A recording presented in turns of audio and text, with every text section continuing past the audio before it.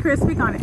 All right, guys, so we were having a discussion, and y'all know, as the queen of keeping it real, I cut no corners, and this message is very real, it's very raw and very true.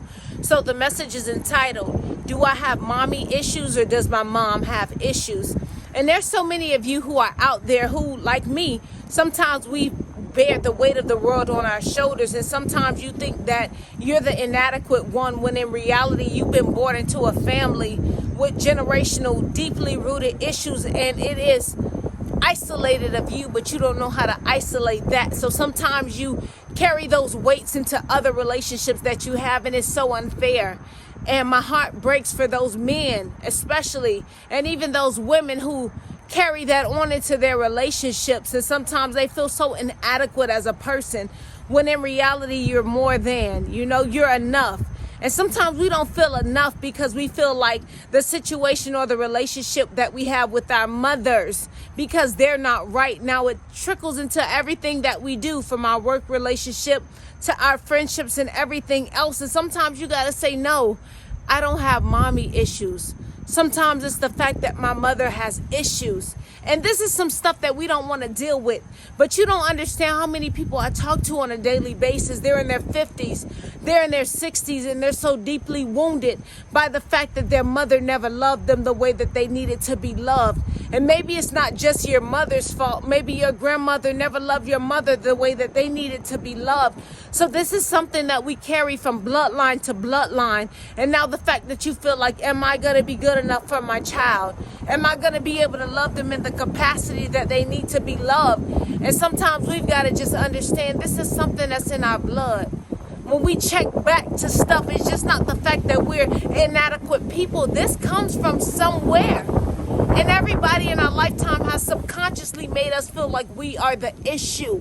And this is a self-identification point to say, no, I don't have mommy issues. Maybe my mother has an issue. Maybe my grandmother has an issue. And because we black people, we feel like mental disorders, bipolarism, schizophrenia, and all that other stuff doesn't exist. It does. And it's all attached to curses, as I talk about in my book. This stuff is real. And it affects us in every single thing that we do in life. It does. So at the end of the day, when we're going through life and we feel like maybe I can't be as good of a wife to my husband, maybe I can't be as good of a mother to my children, and some men, you feel like I'm not good enough for my wife because I was never good enough for my mother. You're it. You're enough. And sometimes it's just a self-identification point, because at the end of the day, we can feel like we're all alone in situations. No, I understand where my mother was never loved correctly. How could she be expected to love me correctly? But at the end of the day, that creates an issue. No. It's not the fact that I chose a bad man to be my father, but this is what we're dealing with.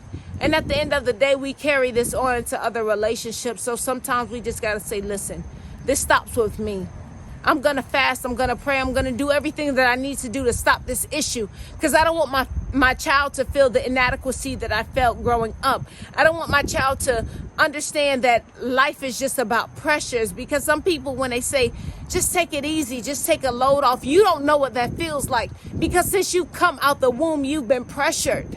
And some people don't understand what that's like. Some people don't know that you never really had a childhood, and I empathize with you. I understand that completely. I know that situation. No, I never could be a child and just worry about the things that children worry about, because I was worried about my household, because I was worried about feelings and emotions and everything like that. So if you are that person, you're not alone. We're all growing together in life. But at the end of the day, again, my heart just breaks for those of you who are still out there dealing with that.